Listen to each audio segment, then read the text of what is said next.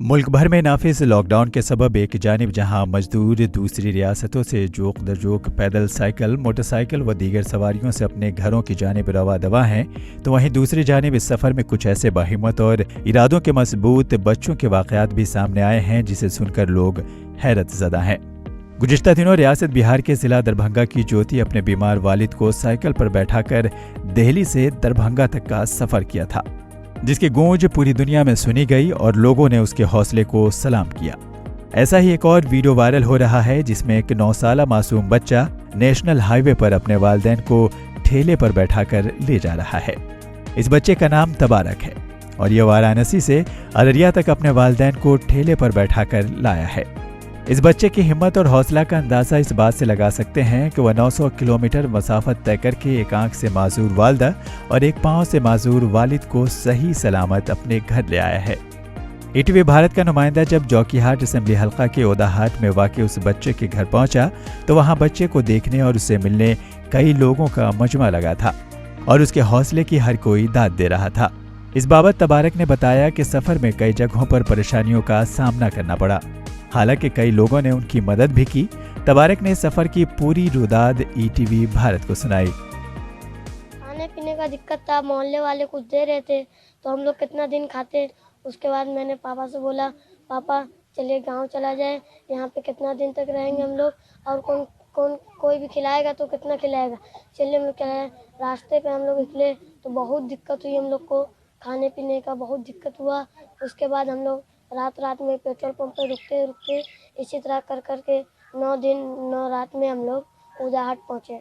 जी sir, मैं सोचा था कि रास्ते में जो होगा वो अल्लाह जानेगा। तबारक के वालिद रोजी रोटी की तलाश में वाराणसी के मार्बल की दुकान में ठेला चलाने का काम करते थे। कुछ वक्त कबल काम के दौरान तबारक के वालिद के पैर पर मार्बल गिर गया था, जिससे वह एक पांव से मासूर हो गए। जख्मी वालिद को देखने के लिए तबारक अपनी वालदा के साथ वाराणसी गया था, लेकिन लॉकडाउन की वजह से वहीं फंस गया।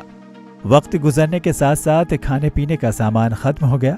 वालिद के पास इतने पैसे नहीं थे जो लॉकडाउन के दौरान वाराणसी में रह सकें। जब कोई सवारी नहीं मिली तो तबारक ने अपने वालिदैन को ठेले पर बैठाकर ले जाने का फैसला किया और 9 दिन में 900 किलोमीटर की दूरी तय करते हुए घर पहुंच गया। वहीं दूसरी जानिब तबारक के इस हौसला और जज्बा की चारों जानिब तारीफें हो रही है।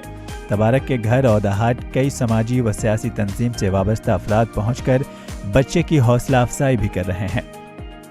बहुत बड़ी बात है और बहुत हिम्मत और हौसले की बात है, इसलिए हम लोग इसकी हौसला अफजाई करने के लिए यहाँ पे आए हैं।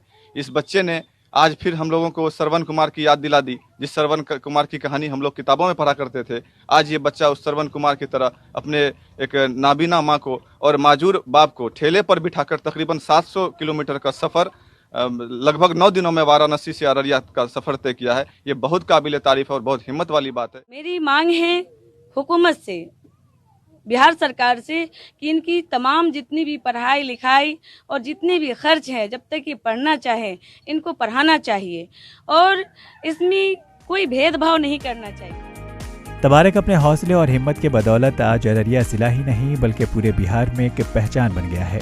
लोग अपने बच्चों में भी वालिदैन की कद्र और उनके लिए कुछ करने का जज्बा पैदा कर रहे हैं।